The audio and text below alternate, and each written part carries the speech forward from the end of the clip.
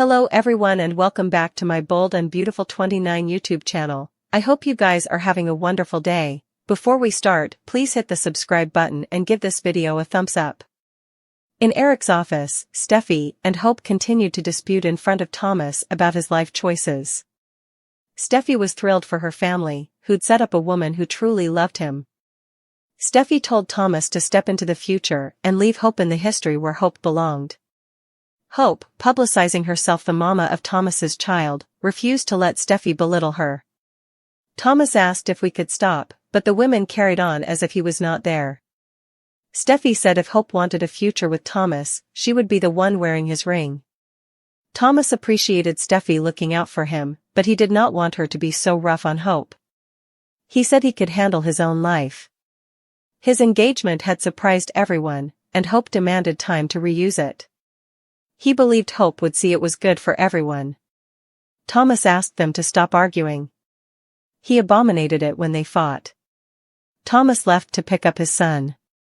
Hope wished they could get on, but Hope refused to let Steffi discourteousness her and mess with her life any longer. Steffi replied that Hope owed it to Thomas to let him enjoy the moment. Hope questioned Thomas's choice, but Steffi said she trusted his judgment. Scoffing, Hope said if that were true, Steffi wouldn't have gotten into his head and induced him to leave with Douglas. Steffi said getting far from Hope was the stylish thing Thomas could have done.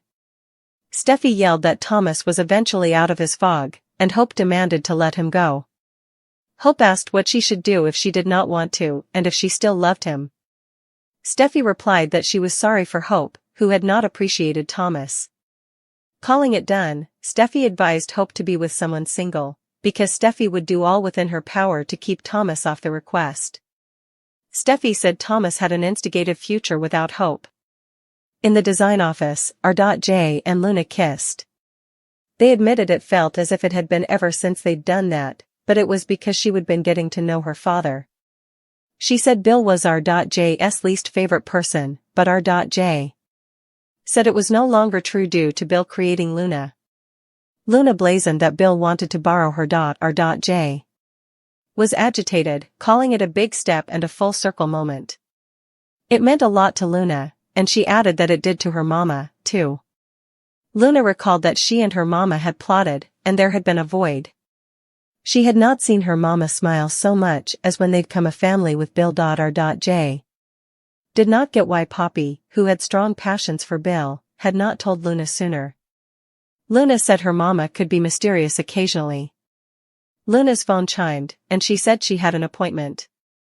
At Il Giardino, Deacon, Hollis, and Sheila were agitated about Tom's set that night.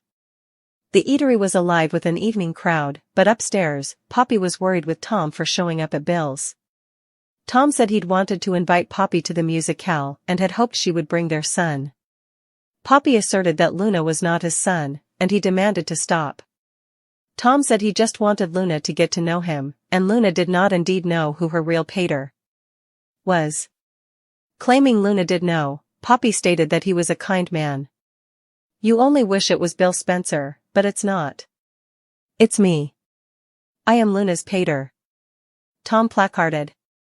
Tom wanted to see Luna, who merited to know who her real pater was.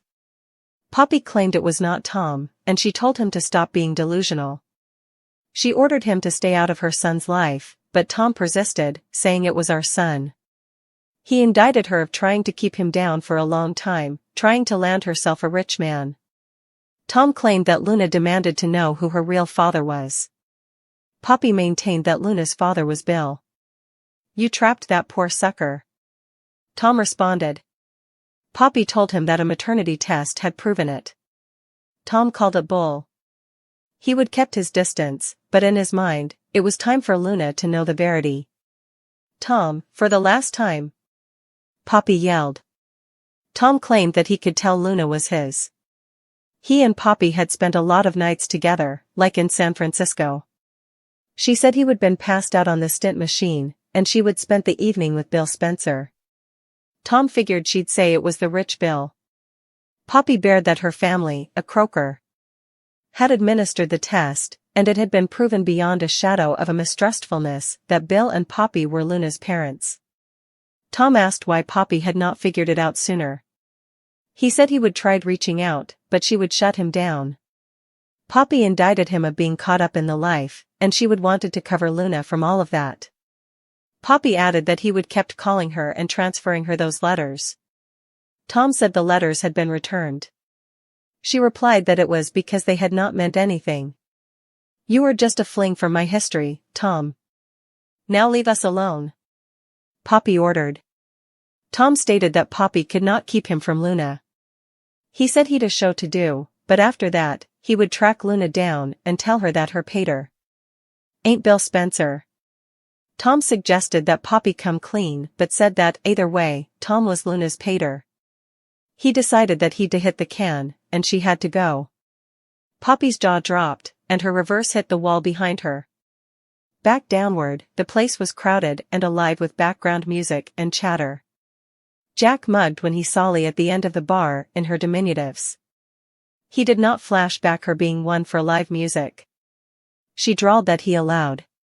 He knew her so well. She admitted that she was there for a pick-up and had not known what had been going on there.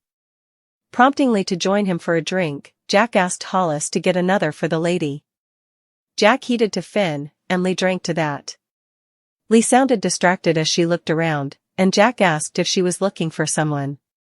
Lee shook her head, irked. Lee paraded off and banged into Sheila, who was regaled to see Lee. Lee cocked her head and marched off. Sheila turned and banged into Justin. She guessed the place was filling up. Justin said it was the stylish food in city and live music he wouldn't miss for anything in the world. By the bar with Cleric, Tom arrived without his energy drink. Hollis offered to get one from the reverse, but Tom claimed that it had to be ice blue. He guessed he would left it confidentially. Confidentially, someone in leather gloves opened Tom's blue drink and sprinkled power into it.